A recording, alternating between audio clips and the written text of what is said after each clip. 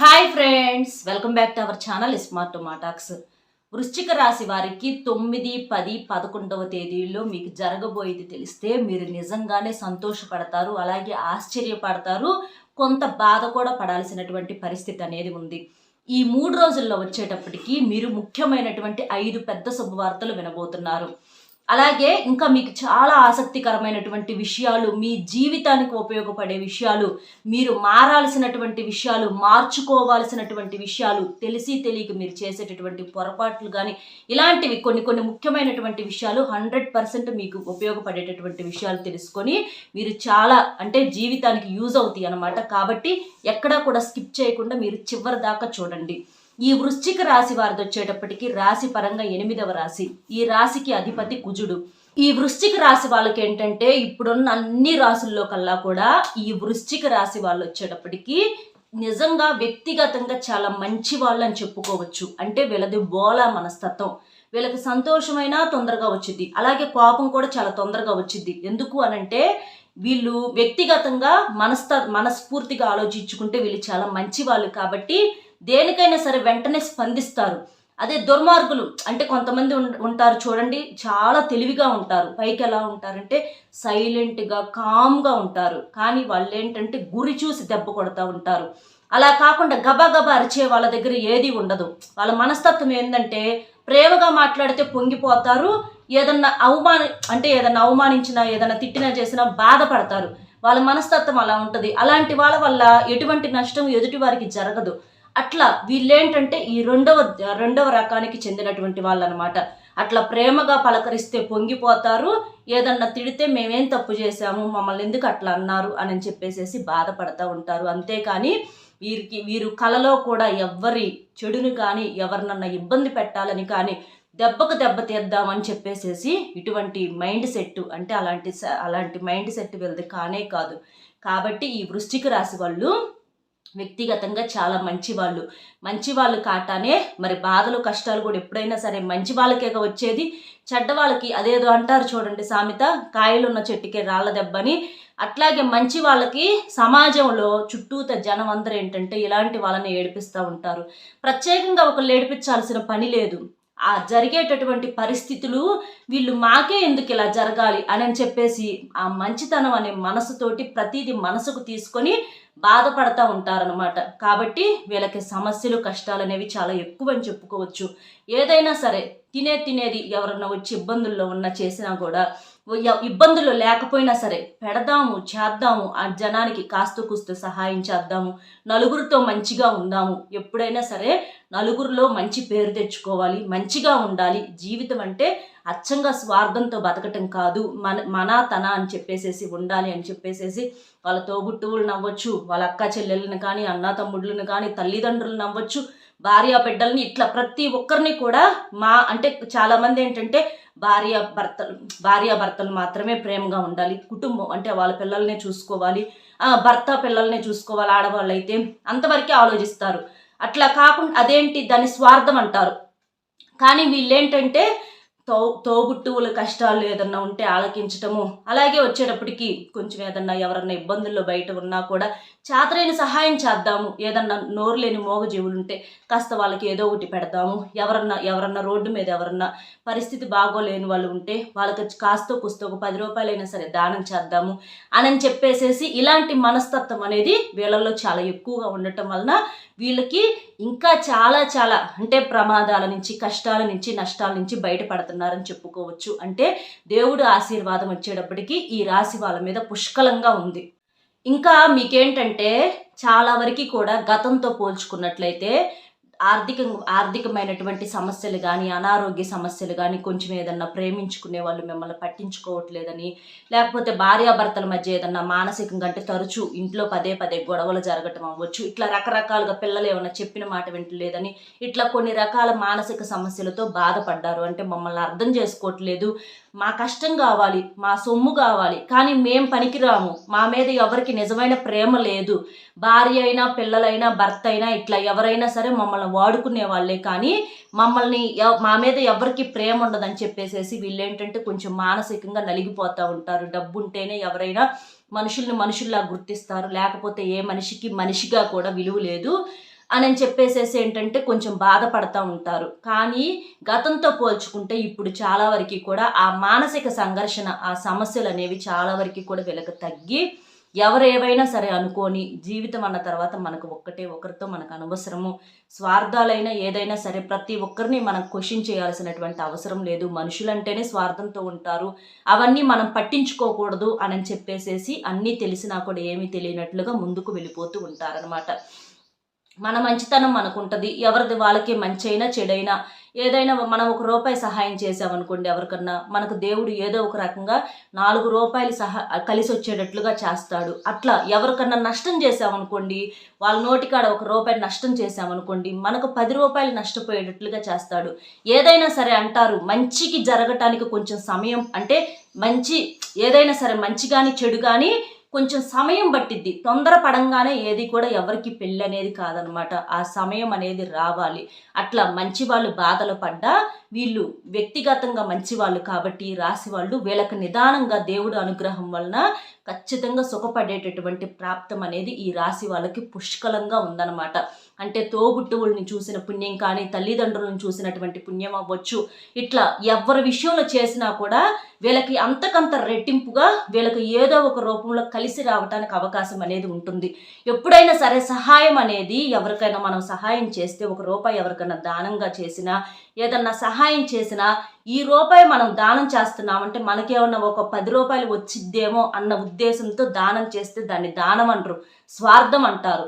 అలా కాకుండా ఈ రాశి వాళ్ళు ఏంటంటే మనస్ఫూర్తిగా, అంటే వీళ్ళకి మంచి జరిగిద్దో జరగదో వీళ్ళకి అనవసరం, కానీ వాళ్ళ కష్టాన్ని చూడలేక సహాయం చేస్తున్నారు కాబట్టి, స్వచ్ఛమైనటువంటి మనసుతో వీళ్ళు సహాయం చేస్తున్నారు కాబట్టి వీళ్ళకి అవ్వచ్చు, వీళ్ళ బిడ్డలకు అవ్వచ్చు, చక్కగా కలిసి రావటానికి అవకాశం అనేది ఉంటుంది. డబ్బుతోనే కొంటాము సంతోషం అనంటే అది ఈ భూమి మీద జరిగేది కాదు. డబ్బు అవసరం మాత్రమే, అవసరాలకు డబ్బు కావాలి, కానీ జీవితమే డబ్బు కాదు. డబ్బు అనేది జీవితంలో ఒక భాగం మాత్రమే, అంతేకాని జీవితాన్ని ప్రతి దాన్ని కూడా డబ్బుతో మనం కొనలేము. ఒక ప్రేమలు అవ్వచ్చు, అభిమానాలు అవ్వచ్చు, ఆప్యాయతలు అవ్వచ్చు, మనసులో నుంచి ఒక ప్రేమ అనేది అవ్వచ్చు, మనసులో మనస్ఫూర్తిగా ఒక మాట అవ్వచ్చు, ఇట్లాంటివి అన్నీ కూడా డబ్బుతో కొనలేనివి చాలా ఉన్నాయి. అవి మనకు ఒక మనుషుల దగ్గర మాత్రమే దొరుకుతాయి, మన అనే మనుషుల దగ్గర స్వచ్ఛమైనటువంటి ప్రేమ ద్వారాగా దొరుకుతాయి అన్నమాట. కాబట్టి కోట్లు ఇచ్చినా కూడా కొనలేనివి చాలా ఉన్నాయి అన్నమాట. అలా మనం ప్రేమించే మనుషుల్ని కూడా ఇట్లాంటివి మనం కొనలేము. కాబట్టి ఏదైనా సరే అలాంటివి మనకి దక్కాలి అనంటే మనం నలుగురితో మంచిగా ఉండాలి. మనం నలుగురితో మంచిగా, వాళ్ళు ఎట్లాంటి వాళ్ళన్నా కానివ్వండి, మనకు అనవసరం. నలుగురితో మనం మంచిగా ఉంటే మనకు దేవుడు ఏదో ఒక రూపంలో సహాయం చేస్తాడు. కాబట్టి ఈ రాశి వాళ్ళకి ఈ సహాయ గుణం వచ్చేటప్పటికి పుష్కలంగా ఉందని చెప్పేసి చెప్పుకోవచ్చు. కష్టాలు ఖచ్చితంగా వీళ్ళకి ఏంటంటే దానికి తగినటువంటి కష్టాలు కూడా ఉంటాయి. కష్టాలు వచ్చినా కూడా కృంగిపోయిన సందర్భాలు కూడా ఉంటాయి. ఎంత కృంగిపోయినా సరే మళ్ళీ లేచి జీవితంలో ముందడుగు వేద్దాము, వద్దు ఇవన్నీ కాదు, ఇట్లా కృంగిపోయి ఒక చోటే ఆగిపోకూడదు, జీవితం అంటే సాగే నదిలా ఉండాలి, కానీ ఒక చోట ఆగిపోవటం అనేది జీవితం కాదన్న విషయం వీళ్ళు తెలుసుకొని లేచి పోరాడుతూనే ఉంటారనమాట. చాలా వరకు కూడా వీళ్ళని నమ్ముకున్న వాళ్ళకి వీళ్ళు ఎటువంటి అన్యాయం అనేది జరగకుండా చూస్తారు. ఆ కష్టం ఏదో వీళ్ళని ఎత్తినే వేసుకొని వాళ్ళు ఎవరికి ఇబ్బంది అనేది కలగకుండా చేస్తూ ఉంటారనమాట. ఇంకా వీళ్ళకేంటంటే కొంచెం గతంతో డబ్బు విషయం వచ్చేటప్పటికి ఇప్పుడు చాలా వరకు కూడా బెటర్ అనమాట. అంతా అంటే కోటేశ్వర్లు ఉండొచ్చు, ఈ రాశిలో వచ్చేటప్పటికి కోటేశ్వర్లు ఉండొచ్చు, కూటికి లేని వాళ్ళు ఉండొచ్చు.